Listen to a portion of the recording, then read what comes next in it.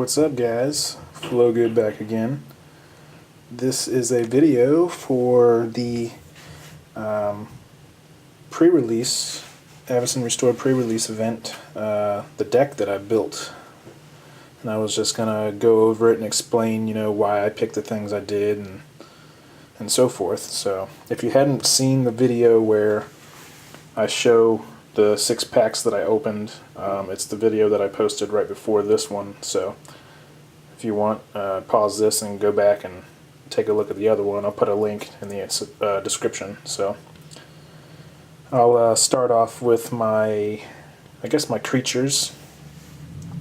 I actually already traded my Avacyn Devil, so I just put a Drogskol Reaver in there just because I had one laying around. So that's Avacyn Devil. Just pretend anyway.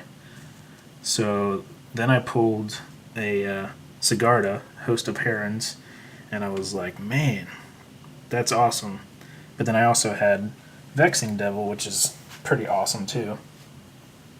And then I was like, well, maybe I should just play green-white, because Avacyn Devil isn't enough reason by itself to go red.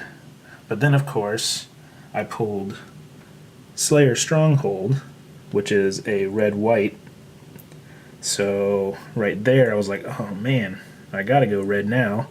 And then on top of that, I got Burn at the Stake, which actually won me, I'd say, probably 3 games just from being able to cast that. I did a couple combos that I'll explain. But yeah, let me go start with my creatures. So I've got Sigarda and then Avacyn Devil. And then I got my just creatures to fill up space. My like a 1-drop. He's just a 1/1. He has protection from zombies if he's soulbound. This guy was pretty cool.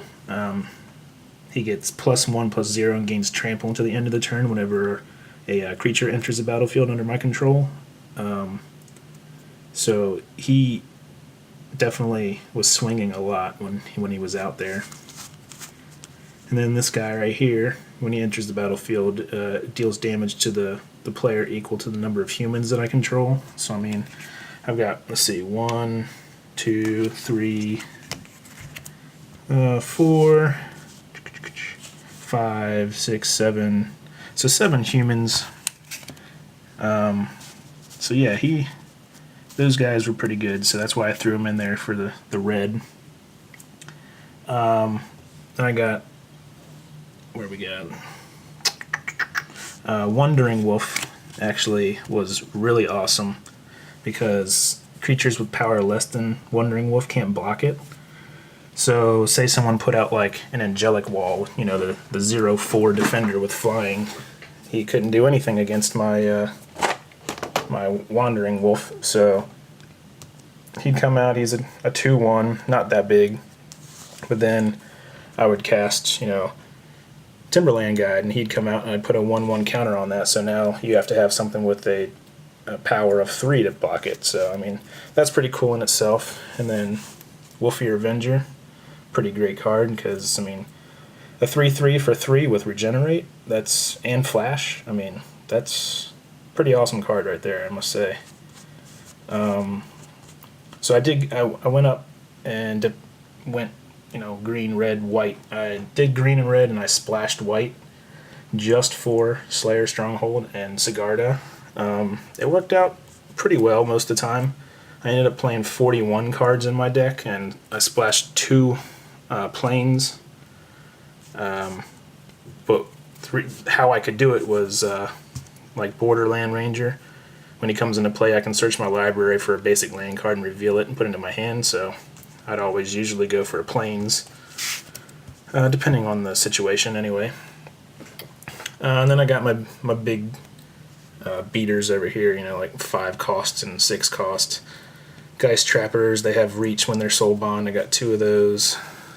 Wildwood Geist, they're a 3/3, but when it's my turn, they're a 5/5, so that's pretty cool. And then Pathbreaker Worm, a 6/4. When he's soulbound, both creatures have trample. So, not too bad. It's good to have some higher cost creatures with some power and toughness, especially in this format. You know, doing sealed or draft, because it's a slower format, so you're gonna need some big drops late in the game. So those were my creatures. So I'll move on to my spells over here.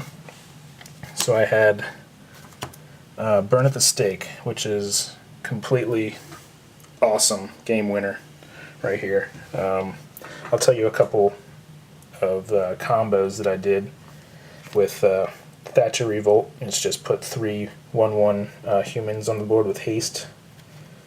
Battle Hymn is pretty much like a big combo card here. Say to use this, I mean, you kind of already have to have creatures out there, so I used it, I think, maybe twice or 3 times when I had some creatures out there. So I'd cast this for 2 mana, then I'd get 3 mana, and then I would cast this. So this was free. So I'd get another 3 humans out on the board, which would make my Kirin Striker a 5/1 with trample. So that's pretty cool. And then Pillar of Flame, you know, deal 2 damage to the target creature or player. If it was a creature, then you exile it. So Undying, that takes advantage of that and gets rid of Undying. Got 2 of those, just some burn spells. Let's see. What else did I do with this? Oh, I did a combo where I had Battle Hymn and I had 3 creatures out there, so I got 3 mana. So then I used the 3 mana, and then it only cost me 2 mana to cast this. So then I tapped my 3 creatures and I did 9 damage to the player, which won me the game. It was pretty awesome because I was getting mana screwed that game. So what else do we have? So I have my green spells, which I mean, they weren't that great. Eaten by Spiders I used maybe, twice.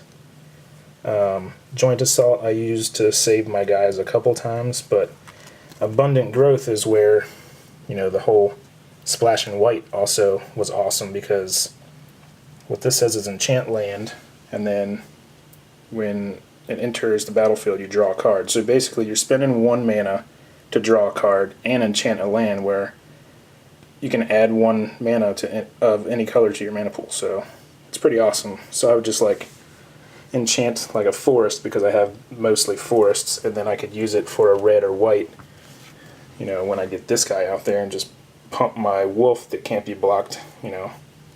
So it was pretty good. I mean, I went 4-2, so I lost to a couple matchups.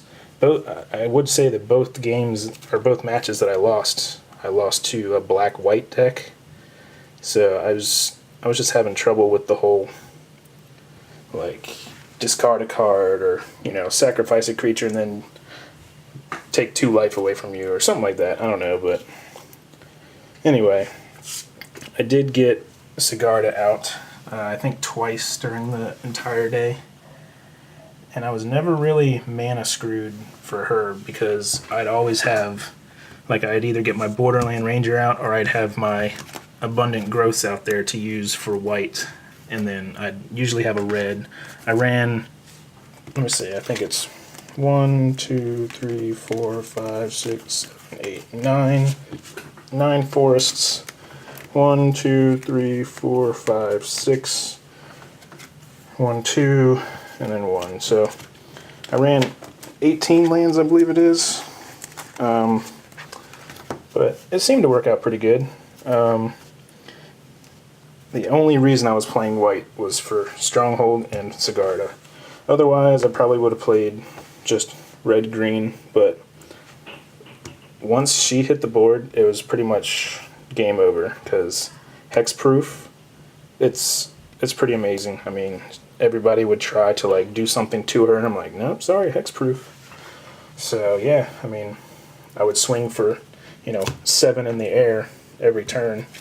So yeah, that was the deck that I decided to build. I mean, I'm no professional or anything, so I'm pretty sure I probably could have made better decisions. I mean, if you want to look at the cards that I got in my last video and then say, hey, you should have went, you know, blue-white or something, then yeah, I probably should have if you're better than me, which is probably a good possibility since I've only been playing Magic for, I don't know, about 3 months now. So anyway, that was my build that I made for the Avacyn Restored Pre-release event this past weekend. So yeah, I'm getting a booster box, a fat pack, a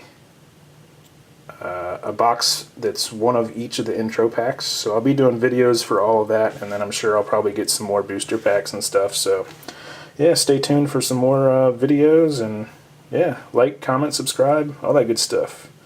So yeah, see ya!